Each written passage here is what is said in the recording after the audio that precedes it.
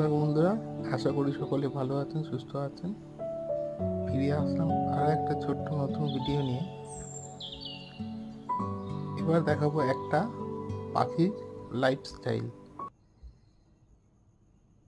আপনারা এখন স্ক্রিনেতে যে ছবিটা দেখছেন, সেই পাখিটার নাম গোল্ডেন ফিঞ্চ।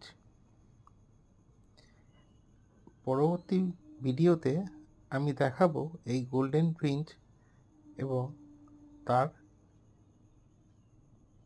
জীবন কাহিনী।